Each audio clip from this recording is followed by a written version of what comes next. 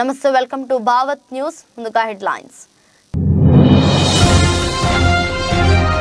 సముద్రపు దొంగల ఆధీనంలో బంగ్లా షిప్, స్పందించిన భారత యుద్ధ నౌక.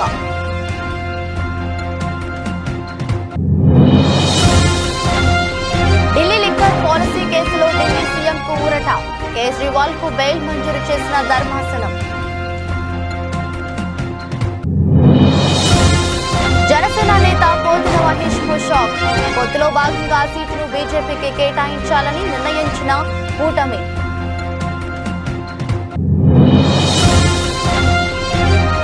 పవన్ కళ్యాణ్ ను ఓడించడమే లక్ష్యంగా వైసీపీ ప్లాన్, హాట్ గా పిఠాపురం పాలిటిక్స్.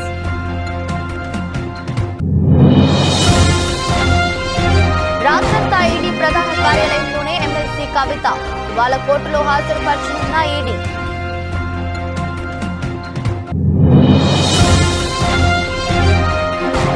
ట్రాన్సిట్ వారెంట్ లేకుండా ఎలా అరెస్టు చేశారు, ఈడీ అధికారులను నిలిపిసిన కేటీఆర్.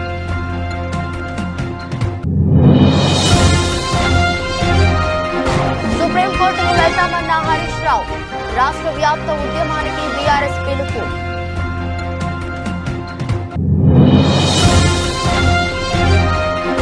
నేడు రాజకీయాల్లో హీరోను పవన్ పై ముద్రగడ ఫైర్.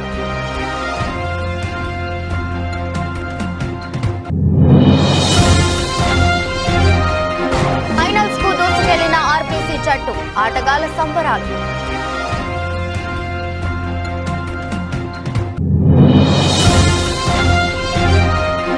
అల్లు అర్జున్ ని పట్టుకుని ఏడ్చేసిన అభిమాని, నెట్టింట వైరల్ అవుతున్న వీడియో.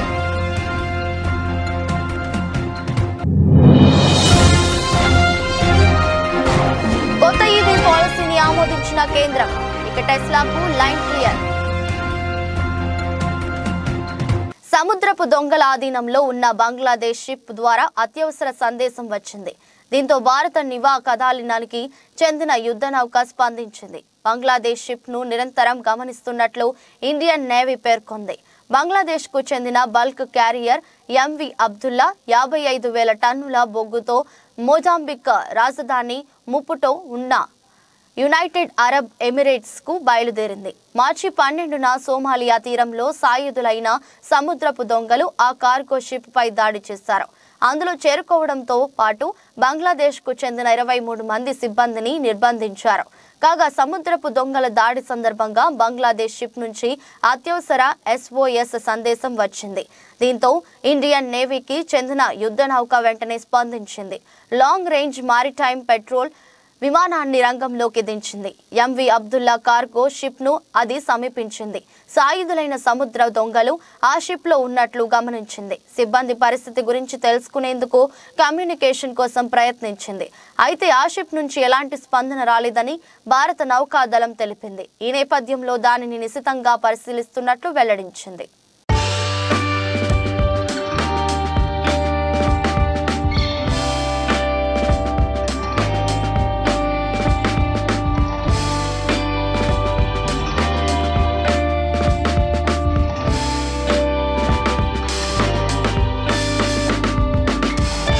ఢిల్లీ లిక్కర్ పాలసీ కేసులో ఢిల్లీ సీఎం అరవింద్ కేజ్రీవాల్ కు ఊరట లభించింది. కేజ్రీవాల్ కు రౌస్ అవెన్యూ కోర్టు ముందస్తు బెయిల్ మంజూరు చేసింది. ఈడీ 8 సార్లు సమన్లు జారీ చేసినప్పటికీ విచారణకు హాజరు కాకపోవడంతో దర్యాప్తు సంస్థ ఢిల్లీ కోర్టు మెట్లెక్కింది. దీంతో నేడు తమ ముందు హాజరు కావాలని కోర్టు ఆదేశించిన విషయం తెలిసిందే. ఈ నేపథ్యంలో శనివారం ఉదయం విచారణకు హాజరైన కేజ్రీవాల్ కు న్యాయస్థానం షరతులతో కూడిన బెయిల్ మంజూరు చేసింది. 1,00,000 పూచీకత్తు, 15,000 బాండ్ సమర్పించాలని స్పష్టం చేసింది. అనంతరం న్యాయమూర్తి అనుమతితో కోర్టు నుంచి కేజ్రీవాల్ వెళ్లిపోయారు.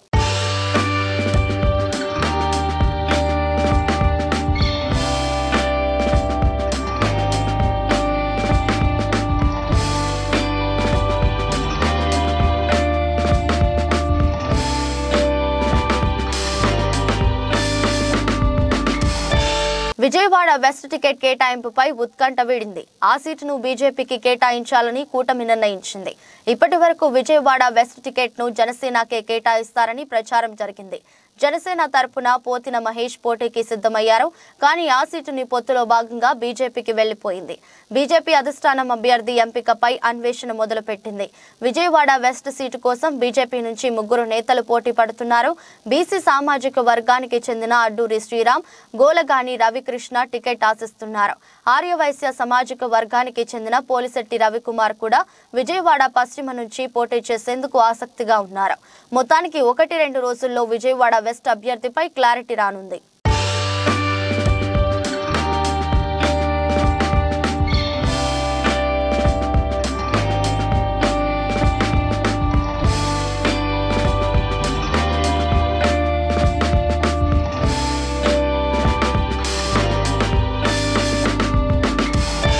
కాకినాడ జిల్లా పిఠాపురంలో రాజకీయ సమీకరణాలు వేగంగా మారుతున్నాయి. పిఠాపురం నుంచి తానే పోటీ చేస్తున్నట్లుగా పవన్ కళ్యాణ్ ప్రకటించడంతో వైసీపీ తన వ్యూహాలకు పదును పెడుతోంది. పిఠాపురం నుంచి పవన్ ను ఓడించడమే లక్ష్యంగా పావులు కదుపుతోంది. కాపు నేత ముద్రగడ పద్మనాభం వైసీపీలో చేరిన కాసేపటికే పిఠాపురం ఇన్ఛార్జి వంగ గీత క్యాంప్ ఆఫీస్ కు వెళ్లడం ఆసక్తికరంగా మారింది. ఇప్పటికే పిఠాపురం నుంచి పోటీ చేస్తున్న పవన్ కళ్యాణ్ ప్రకటనతో అప్రమత్తమైన వైసీపీ అందరినీ ఏకం చేసే పనిలో పడింది. పిఠాపురంలో పవన్ ను ఓడించడమే లక్ష్యంగా వైసీపీ అడుగులు వేస్తుంది. ఇక్కడి నుంచి ముద్రగడను బరిలోకి దించాలా లేక ఆయన కుమారుణ్ణి పవన్ పై పోటీకి నింపాలా అనే దానిపై చర్చించింది. వీరిద్దరూ కాకపోయినా వంగ గీతను పవన్ కళ్యాణ్ పై పోటీకి నిలపాలని చూస్తుంది. అయితే గతంలోనూ పిఠాపురం నుంచి పోటీ చేస్తానని ముద్రగడ ప్రకటించారు. దమ్ముంటే తనపై పోటీ చేయాలని సవాల్ విసిరారు. ఈ ముగ్గురిలో ఎవరు పోటీలో ఉండాలో నిర్ణయించనుంది వైసీపీ. ఇక మరోవైపు పిఠాపురంలో అసమ్మతి సెగలు బగ్గుమంటున్నాయి. టికెట్ రాలేదని అసంతృప్తితో ఉన్న మాజీ ఎమ్మెల్యే విఎస్ఎన్ వర్మ ఇవాళ కార్యకర్తలు అనుచరులతో సమావేశం కానున్నారు. పిఠాపురం నుంచి ఇండిపెండెంట్ గా బరిలోకి దిగేందుకు ప్లాన్ చేస్తున్నారు. అయితే వర్మ సైతం వైసీపీకి టచ్ లోకి వెళ్లే అవకాశాలు కనిపిస్తున్నాయి. ఒకవేళ వైసీపీలోకి వెళ్లలేకపోయినా ఇండిపెండెంట్ గా పోటీ చేయాలని చూస్తున్నారు. గతంలో పిఠాపురం నుంచి వంగ గీత విజయం సాధించారు.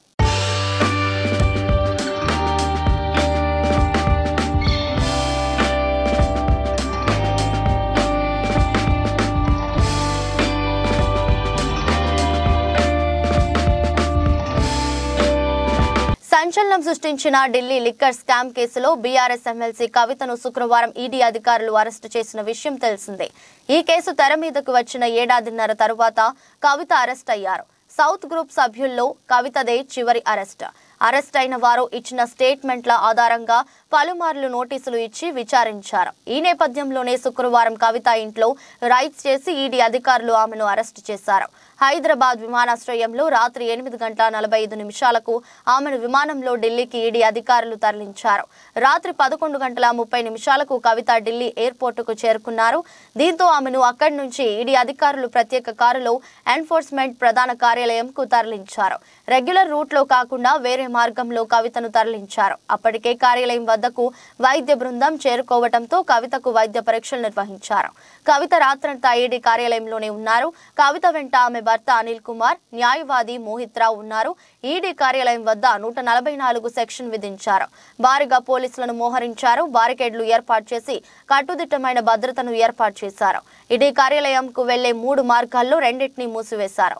బీఆర్ఎస్ శ్రేణులు నిరసనకు దిగే అవకాశం ఉండటంతో భద్రతను కట్టుదిట్టం చేశారు. కవితను ఇవాళ ఢిల్లీలోని రౌస్ అవెన్యూ కోర్టులో ఈడీ అధికారులు హాజరుపరచనున్నారు.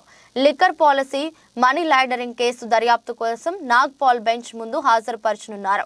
కవితను ఈడీ అధికారులు కస్టడీకి కోరనున్నారు.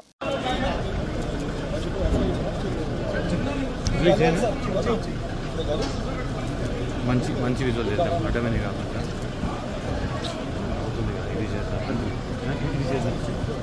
ధైర్యంగా ఉంది.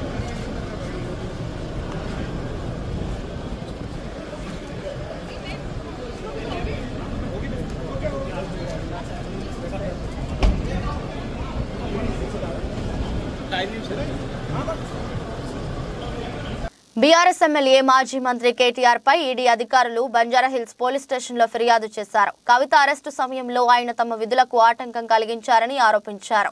ఈ మేరకు ఈడీ మహిళా అధికారి ప్రియా మీనా బంజారాహిల్స్ పోలీసులకు ఫిర్యాదు చేశారు.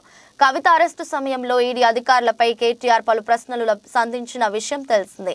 సుప్రీంకోర్టులో కవిత పిటిషన్ పెండింగ్ లో ఉండగా ఎలా అరెస్టు చేస్తారని ఆయన ప్రశ్నించారు. కవితను అరెస్టు చేయబోమని సుప్రీంకోర్టుకు చెప్పి ఇప్పుడు ఎలా ఆమెను అదుపులోకి తీసుకుంటున్నారని ప్రశ్నించారు. శని ఆదివారాలు కోర్టుకు సెలవని తెలిసే శుక్రవారం అరెస్టు చేసేందుకు వచ్చారని కేటీఆర్ ఆరోపించారు. ఇందుకు సంబంధించిన వీడియోలు ప్రసార మాధ్యమాల్లో బాగా వైరల్ అయ్యాయి. Abhijit, please record. How have they entered? Ask these questions. Kari. अरे मतलब door is open. We have Madam Bhanupriya Meena says, search is over and arrest warrant is produced. And now she says, hold on. And now she says, we can't come in. Family cannot come in. And she also says that she has no transit warrant. She cannot produce before a magistrate, but she wants to make a case. Listen, you have given an undertaking in Supreme Court, and now you're violating it. You are in serious trouble. You have the legal remedy always available. I'm telling you, you have come here on a Friday. Delhi liquor scam కేసులో BRS MLC కవితను ED అధికారులు arrest చేసిన నేపథ్యంలో దీనిపై మాజీ మంత్రి హరీష్ రావు మండిపడ్డారు. ఇవాళ ఆయన హైదరాబాద్ లో మీడియా సమావేశంలో మాట్లాడుతూ రాజకీయ కుట్రలో భాగంగానే కవితను అరెస్టు చేశారని చెప్పారు. కవిత అరెస్టును సుప్రీంకోర్టులో ఎదుర్కొంటామని తెలిపారు. మహిళలను ఈడీ అరెస్టు చేసే విషయంలో సుప్రీంకోర్టు విచారణ జరుగుతుందని అన్నారు. కవితను ఉన్నట్టుండి అత్యవసరంగా ఎందుకు అరెస్టు చేయాల్సి వచ్చిందని నిలదీశారు. కవిత అరెస్టు అప్రజాస్వామికమని హరీష్ రావు చెప్పారు. రాజకీయ దురుద్దేశంతో అరెస్టు చేశారని తెలిపారు. గత 18 నెలలుగా బీజేపీ నేతలు అరెస్టు చేస్తామని ప్రకటనలు చేస్తున్నారని అన్నారు. రేపు పార్లమెంట్ ఎన్నికల షెడ్యూల్ వస్తుందని, అందుకే రాజకీయ లబ్ధి కోసం కాంగ్రెస్ బీజేపీ కుట్రలు పన్నాయని చెప్పారు. తమకు అరెస్టులు వేధింపులు కొత్త కాదని తెలిపారు. మమతా బెనర్జీ, నళిని బెనర్జీ, కవిత కేసులపై సుప్రీంకోర్టు విచారిస్తుందని అన్నారు. పార్లమెంట్ ఎన్నికల్లో దెబ్బతీసేందుకు బీజేపీ కుట్రలు పన్నుతుందని చెప్పారు. కవిత అరెస్టుకు నిరసనగా అన్ని నియోజకవర్గాల్లో నిరసన కార్యక్రమాలు నిర్వహిస్తామని చెప్పారు. కాంగ్రెస్ బీజేపీ కుమ్మక్కైన ప్రజాక్షేత్రంలో ఎదుర్కొంటామని తెలిపారు. ఈ రెండు పార్టీలకు శిక్ష తప్పదని అన్నారు. కవిత అరెస్టుకు నిరసనగా రాష్ట్ర వ్యాప్త ఉద్యమం చేపడతామని బీఆర్ఎస్ ప్రకటించింది. ఒక దౌర్జన్యపూర్వకంగా ఇవాళ కవిత గారి అరెస్ట్ జరిగింది. ఇది గతంలో కూడా జరిగింది, మీరు అందరు చూస్తున్నారు. మా మంత్రులు గంగుల కమలాకర్ గాని, ఇతర మంత్రులు, మా పార్లమెంట్ సభ్యులు, మా శాసనసభ్యుల మీద కూడా ఇలాంటి ప్రయత్నాలు జరిగినాయి. అటు ఈడీ కేసులు, ఇటు రాష్ట్ర ప్రభుత్వ అక్రమ కేసులు, ఇలా అనేక రకాల మా పార్టీ నాయకుల మీద కూడా కుట్ర జరిగింది. ఒకవైపు మా ఎమ్మెల్యేలను కొనుగోలు చేసే ప్రయత్నం కూడా ఇదే బీజేపీ నాయకులు చేసిన విషయం కూడా మనందరికీ తెలుసు. అంటే ఇది ఒక రకంగా రాజకీయంగా మా మీద కక్ష సాధింపు చర్యలకు పాల్పడతా ఉన్నారు. ఎందుకంటే ఇదంతా కూడా ఒక కక్షతో చేస్తున్నటువంటిదే తప్ప ఇంకోటేం కాదు. ఈ అప్రజాస్వామిక చర్యలకు నిరసనగా ఈరోజు కవిత గారి అరెస్టుకు నిరసనగా రాష్ట్ర వ్యాప్తంగా కూడా రేపు అన్ని నియోజకవర్గ కేంద్రాల్లో పెద్ద ఎత్తున నిరసన కార్యక్రమాలు చేయాలని చెప్పి పార్టీ పిలుపునిస్తా ఉంది. ఎందుకంటే ఈరోజు ఈ అరెస్ట్ అనేది కేవలం రాజకీయంగా ప్రేరేపితమైంది. 1 సంవత్సరంన్నర కింద కవిత గారిని విట్నెస్ కింద నోటీస్ ఇచ్చారు. ఏడాది అర్థం తర్వాత ఇవాళ అక్యూజ్డ్ కింద మేము అరెస్ట్ చేస్తున్నామంటారు. అంటే ఏడాది అర్థం ఏం చేసిండ్రు మరి మీరు? ఈ 1.5 years నుంచి ఏం చేసిండ్రు? రేపు పార్లమెంట్ ఎన్నికల నోటిఫికేషన్ వస్తే ఇవాళ అరెస్ట్ చేయడం అనేటువంటిది ఇది పూర్తిగా రాజకీయ దురుద్దేశంతో ఒక కుట్రతో చేసినటువంటిదే తప్ప ఇంకోటేమీ కాదు. రాజకీయ పరంగా తాను తీసుకున్న నిర్ణయంపై సోషల్ మీడియాలో జరుగుతున్న ప్రచారాన్ని కాపు ఉద్యమ నేత ముద్రగడ పద్మనాభం ఖండించారు. ఈ క్రమంలో జనసేన పార్టీ, ఆ పార్టీ అధినేత పవన్ కళ్యాణ్ పైన ఆయన మండిపడ్డారు. శనివారం ఉదయం కిర్లంపూడిలో ముద్రగడ మీడియాతో మాట్లాడుతూ ఘనమైన కుటుంబ చరిత్ర మాది. నిన్న సీఎం జగన్ సమక్షంలో వైఎస్ఆర్సీపీలో చేరా, కానీ ఇప్పుడు నాపై సోషల్ మీడియాలో తప్పుడు రాతలు రాస్తున్నారు. నేను రాజకీయాల్లోకి రావడానికి కాపులు కారణం కాదు. బేషరతుగానే వైఎస్ఆర్సీపీలో చేరా, ప్రజలకు సేవ చేయడానికి ఈ పార్టీని ఎంచుకున్నా. కాపులు, దళితుల కోసం నేను ఉద్యమించా. దళితుల భిక్షతోనే ఈ స్థితికి వచ్చా. కిర్లంపూడి సర్పంచ్ పదవులు వస్తే బీసీని గెలిపించాను. ఏ ఉద్యమం చేసినా బీసీలు, దళితులే ముందుండి నడిపించారు. నా వర్గాన్ని, నా మనుషులను కాపాడుకోవడానికి ఏమైనా చేస్తాను. రాజకీయాల్లో మొలతాడు లేనివాడు ఇప్పుడు నాకు పాఠాలు చెప్తున్నాడు. అసలు మీరు చెప్పినట్లు నేను ఎందుకు రాజకీయం చేయాలి? నాకు చెప్పడానికి ఆయన ఎవరు? అసలు చంద్రబాబు 5 ఏళ్ల పాలనలో అసలు పవన్ ఎక్కడ ఉన్నాడు? కాపు జాతిని అవమానించినప్పుడు పవన్ ఎందుకు స్పందించలేదు? మీరు సినిమాల్లో హీరో కావచ్చు, రాజకీయాల్లో మాత్రం నేనే హీరోను అంటూ ముద్రగడ వ్యాఖ్యానించారు. మొన్న స్నేహితుడు కాదు సార్, నాకు మా సైకిల్ ర్యాలీకి 6,000 మందికి భోజనం వండించాడు సార్. అప్పటి నుంచి మా ఇద్దరికి బంధం. అంచేత వస్తే నమస్కారం సార్ సీన్ గారు, రాబోతే 2 నమస్కారాలు. వాళ్ళ పర్మిషన్ కావాలా వాళ్ళకి, బస్సు వచ్చి ఉండవు అని చెప్పడం జరిగింది సార్. అదిగో ఇదిగో అదిగో ఇదిగో అని చెప్పేసి నేను అన్నాను సార్. తర్వాత వాసు గారు ఆయన వచ్చారండి, కలుస్తాను. ఏంటికండి 70-80 సీట్లు పొడి చేయండి, ముఖ్యమంత్రి షేరింగ్ అడగండి, నేను శరీరం దాచుకోకుండా పని చేస్తానని చెప్పాను. 20 సీట్ల కోసం నన్ను ఎందుకు ఆహ్వానిస్తారు? ఎందుకండి దేనికోసం సేవ చేయాలా? మీకు ముఖ్యమంత్రి ఎత్తున్నా చెప్పండి. ఫస్ట్ మీకు ముఖ్యమంత్రి మీకు 2-3 చంద్రబాబు నాయుడు గారు పంచుకుందాం, 70-80 సీట్లు తీసుకోండి అని ఆఫర్ చేసి ఉంటే అప్పుడు చెప్పండి సార్, నేను చేస్తాను. ఇంకోటి కూడా చెప్పాను సార్ వాసు గారికి, అయ్యా వాసు గారు, చంద్రబాబు నాయుడు గారు జైలుకి వెళ్ళిన తర్వాత వారి గ్రాఫ్ పూర్తిగా భూస్థాపితం అయిపోయింది. పవన్ కళ్యాణ్ గారు జైలుకి వెళ్ళి చూసి వచ్చిన తర్వాత, బయటకు వచ్చి భరోసా ఇచ్చిన తర్వాత గ్రాఫ్ విపరీతంగా పెరిగిందండి. మీ వల్ల పెరిగింది గ్రాఫ్. చంద్రబాబు నాయుడు గారు ఏం చేయాలా? కళ్యాణ్ గారు జరిగిపోయింది, ఇద్దరు ఆఫ్ పొడి చేసుకుందాం, ముందు మీరు 2 తీసుకోండి, తర్వాత నాకు 3 ఇవ్వండి అడిగి ఉండాలా వాసు గారు? అటువంటి మాట కూడా పొందడానికి. మహిళల ప్రీమియర్ లీగ్ 2024 టోర్నీలో స్మృతి మంథానా నేతృత్వంలోని ఆర్సీబీ జట్టు ఫైనల్లోకి దూసుకెళ్లింది. ఎలిమినేటర్ మ్యాచ్ లో ఆర్సీబీ జట్టు 5 పరుగుల తేడాతో హర్మన్ ప్రీత్ కౌర్ నేతృత్వంలోని ముంబై జట్టుపై విజయం సాధించింది. దీంతో ఇప్పటికే ఫైనల్ కు వెళ్లిన ఢిల్లీ జట్టుతో ఆర్సీబీ జట్టు ఆదివారం ఢిల్లీ మైదానంలో తలపడనుంది. చివరి బాల్ వరకు ఉత్కంఠ భరితంగా సాగిన మ్యాచ్ లో ఆర్సీబీ జట్టు పైచేయి సాధించింది. టాస్ గెలిచి తొలుత బ్యాటింగ్ చేసిన ఆర్సీబీ జట్టు నిర్ణీత ఓవర్లలో కేవలం 135 పరుగులు మాత్రమే చేయగలిగింది. ఆర్సీబీ బ్యాటింగ్ ప్రారంభంలో పేవలంగా సాగింది. 34 పరుగులకే 3 వికెట్లు కోల్పోయింది. కెప్టెన్ స్మృతి మందన కేవలం 10 పరుగులకే అవుట్ అయింది. కష్టాల్లో ఉన్న ఆర్సీబీ జట్టును ఎల్లిస్ ఫారీ ఆదుకుంది. ఎల్లిస్ 50 బంతుల్లో 66 పరుగులు చేసింది. చివరిలో జార్జియా వేర్ హోమ్ 10 బంతుల్లో 18 పరుగులు చేయడం జట్టు స్కోర్ 135 పరుగులకు చేరింది. 136 పరుగుల లక్ష్యంతో బ్యాటింగ్ ప్రారంభించిన ముంబై ఆటగాళ్లు ధాటిగా ఆడలేకపోయారు. దీంతో 10 ఓవర్లకు 68 పరుగులు చేసిన 3 వికెట్లు కోల్పోయింది. హర్మన్ ప్రీత్ కౌర్ 33 పరుగుల వ్యక్తిగత స్కోర్ వద్ద అవుట్ అయింది. దీంతో మ్యాచ్ క్రమంగా ఆర్సీబీ జట్టు వైపు మళ్లింది. ఆఖరి ఓవర్లో 12 పరుగులు అవసరం కాగా తొలి 3 బంతులకు 4 పరుగులే వచ్చాయి.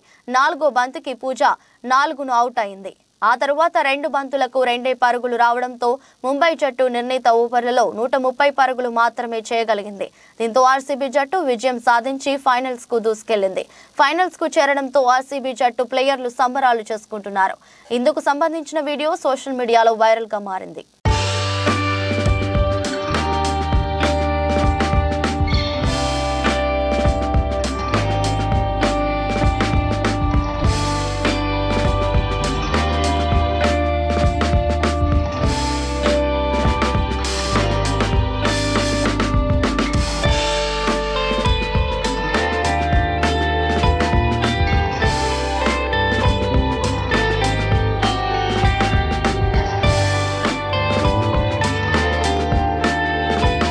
అల్లు అర్జున్ కి మన రాష్ట్రంలోనే కాక పుష్ప సినిమాతో దేశవ్యాప్తంగా ఫ్యాన్ ఫాలోయింగ్ బాగా పెరిగింది.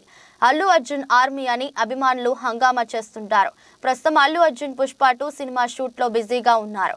ఇటీవల వైజాగ్ కి అల్లు అర్జున్ వెళ్తే అభిమానులు భారీగా వచ్చి బన్నీని ర్యాలీగా తీసుకువెళ్లిన సంగతి తెలిసిందే. ఇక ఫేవరెట్ హీరోలని కలవాలని, వాళ్లతో ఫోటోలు దిగాలని, వారితో మాట్లాడాలని అభిమానులు ఎదురు చూస్తుంటారు. ఒక్కోసారి సినిమా ఈవెంట్స్ లో సడన్ గా స్టేజ్ ఎక్కేసి తమ హీరోని కలవాలని కూడా ప్రయత్నిస్తుంటారు అభిమానులు. కొంతమంది తమ హీరోని కలిస్తే ఆనందంతో సంబరపడతారు. తాజాగా ఓ అభిమాని అల్లు అర్జున్ ని కలిశాడు. దీంతో అల్లు అర్జున్ ని హత్తుకొని ఆనందంతో ఏడ్చాడు. బన్నీ సెక్యూరిటీ అతన్ని పక్కకి పంపించేద్దామని ట్రై చేసినా అల్లు అర్జున్ వారించి అతన్ని ఓదార్చాడు. అల్లు అర్జున్ ఆ అభిమానిని దగ్గరికి తీసుకుని హత్తుకొని ఓదార్చాడు. దీంతో ఆ అభిమాని చాలా సంతోషంగా పొంగిపోయాడు. ఈ వీడియో ప్రస్తుతం సోషల్ మీడియాలో వైరల్ గా మారింది. ఇది కదా మా హీరో అంటూ బన్నీ అభిమానులు ఈ వీడియోను తెగ షేర్ చేస్తున్నారు. ఈ సంఘటనతో మరోసారి బన్నీని అంతా అభినందిస్తున్నారు.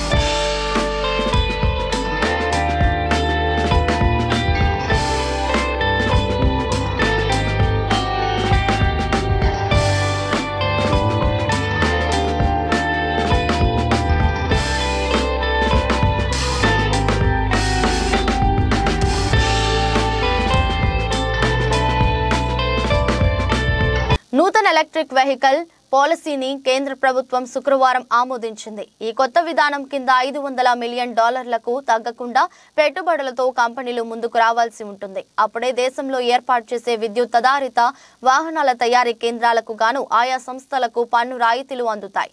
గరిష్టంగా ఎంతైనా పెట్టుబడులు పెట్టవచ్చు. అయితే బడా ప్యాసింజర్ కార్ల కంపెనీలే లక్ష్యంగా ఈ విధానం ఉండటం గమనార్హం.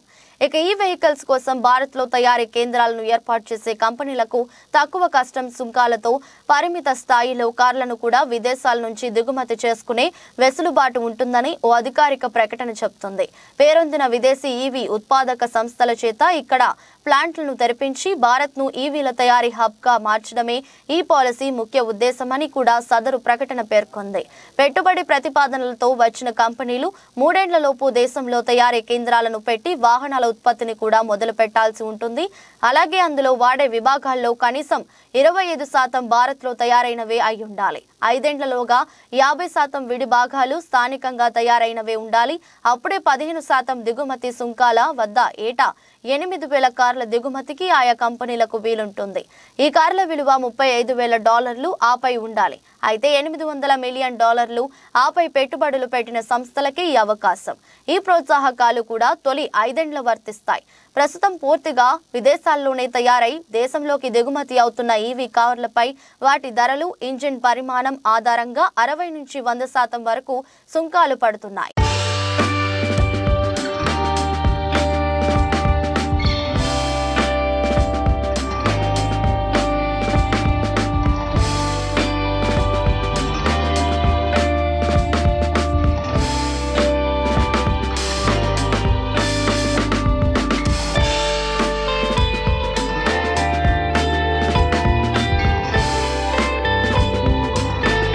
పలాస మండలం బొడ్డపాడు సచివాలయం పరిధిలో నూతనంగా నిర్మించిన ఎస్సీ కమ్యూనిటీ హాల్ మరియు విలేజ్ హెల్త్ క్లినిక్ ను పార్టీ నాయకులతో కలిసి ప్రారంభించిన రాష్ట్ర పశుసంవర్ధక, పాడి పరిశ్రమ మరియు మత్స్యశాఖ మంత్రులు డాక్టర్ సీదిరి అప్పలరాజు.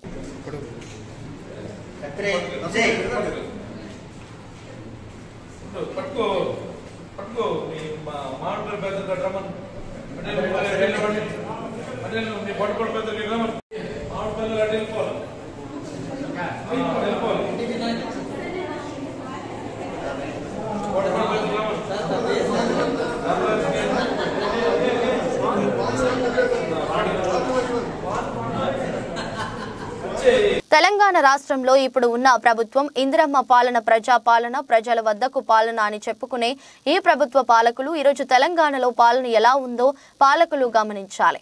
ఇప్పుడు ఉన్న ప్రభుత్వం ముఖ్యమంత్రి రేవంత్ రెడ్డి అన్న అధికారంలోకి వచ్చిన 2 రోజుల్లోనే 2 లక్షల రుణమాఫీ చేస్తానని మాట అన్నారు. వచ్చిన తర్వాత దానిని కాకులకు తన్నారు. ఇప్పటికీ మీరు అధికారంలోకి వచ్చిన వెంటనే రుణమాఫీ చేసి ఉంటే కొంతమంది రైతులను కాపాడేవారు. ఇప్పటికీ కూడా రైతులు ఆత్మహత్యలు చేసుకుంటూనే ఉన్నారు. మీరు 2 లక్షల రుణమాఫీ చేయలేదు.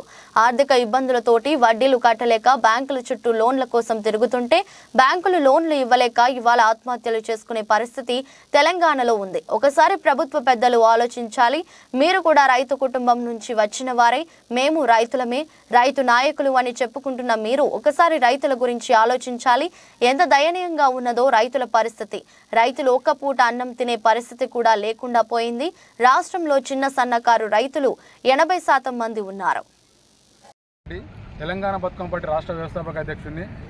ఈరోజు మన తెలంగాణలో ఇందిరమ్మ ప్రభుత్వం అని చెప్పుకునే ఈ యొక్క ప్రభుత్వ పాలకులు ప్రజాపాలన, ఇది ప్రజల పాలన అని చెప్పుకునే ఈ నాయకులు ఈరోజు తెలంగాణలో రైతుల పరిస్థితి ఎట్లా ఉంది అని ఒక్కసారి ఆలోచించాల్సిన అవసరం ఉంది. ఈరోజు రేవంత్ అన్న, ముఖ్యంగా ముఖ్యమంత్రి గారు రేవంత్ అన్న గారికి ఒక విన్నపం. తెలంగాణలో అధికారానికి వచ్చిన రెండో రోజే 2 లక్షల రూపాయల రుణమాఫీ చేస్తానని ఒక మాట అన్నారు. మీరు వచ్చిన తర్వాత దాన్ని కాదు అన్నారు. ఇప్పటికి రైతులు 2 లక్షల రుణమాఫీ మీరు అధికారంలోకి వచ్చిన 2 రోజు రుణమాఫీ చేసి ఉంటే ఇంకా కొంతమంది రైతులు కాపాడేటోళ్ళు అవుతుండే. ఇప్పటికి రైతులు ఆత్మహత్యలు చేసుకుంటున్నారు. 2 లక్షల రుణమాఫీ మీరు చేయలేక, ఈ ఆర్థిక ఇబ్బందులతోటి మిత్తిలు కట్టలేక, వడ్డీలు కట్టలేక బ్యాంకుల ఇంటికి వచ్చి ఇబ్బందులు పెడుతుంటే ఇలా ఆత్మహత్య చేసుకునే పరిస్థితి ఇలా తెలంగాణలో ఉంది. ఒక్కసారి ఆలోచించాలి. రైతులకు ఎలాంటి పరిస్థితుల్లో మీరు రైతు కుటుంబం, మేము రైతు నాయకులు అని చెప్పుకుంటున్నాను. మీరు ఈరోజు రైతుల పరిస్థితి ఒకసారి ఆలోచించాలి. రైతులు ఎంత దయనీయంగా ఉండే వాళ్ళ పరిస్థితి. ఒక పూట అన్నం పండించే రైతన్నకు ఒక పూట అన్నం, ఒక బుక్కడు అన్నం కడుపులో పోయి కూడా ఇలా లేని పరిస్థితి ఇలా రైతు ఉన్నాడు. చిన్న సన్నకారు రైతులు. వార్తలు ముగించే ముందు మరోసారి హెడ్లైన్స్. సముద్రపు దొంగల ఆధీనంలో బంగ్లా షిప్, స్పందించిన భారత యుద్ధ నౌక.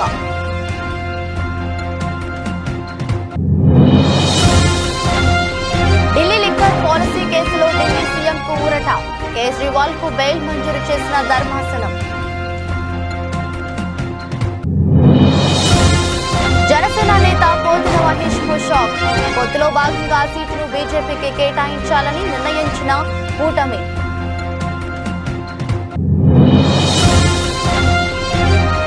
పవన్ కళ్యాణ్ ను ఓడించడమే లక్ష్యంగా వైసీపీ ప్లాన్, హాట్ గా పిఠాపురం పాలిటిక్స్.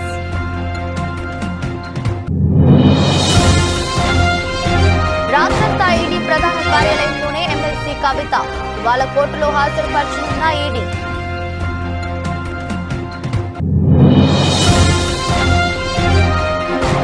ట్రాన్సిట్ వారెంట్ లేకుండా ఎలా అరెస్టు చేశారు, ఈడీ అధికారులను నిలిపిసిన కేటీఆర్.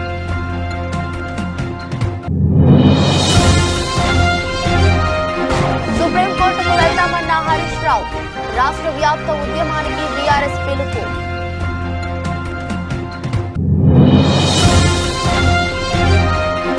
నేడు రాజకీయాల్లో హీరోను పవన్ పై ముద్రగడ ఫైర్.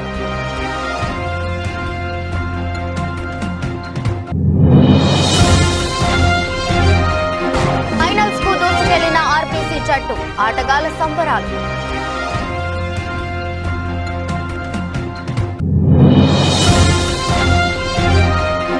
అల్లు అర్జున్ ని పట్టుకుని ఏడ్చేసిన అభిమాని, నెట్టింట వైరల్ అవుతున్న వీడియో.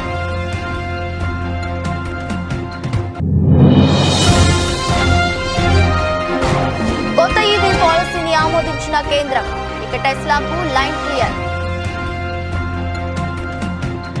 ఇది రాష్ట్ర బులెటిన్. మరో బులెటిన్లో మళ్ళీ కలుద్దాం. అంతవరకు సెలవు. నమస్కారం.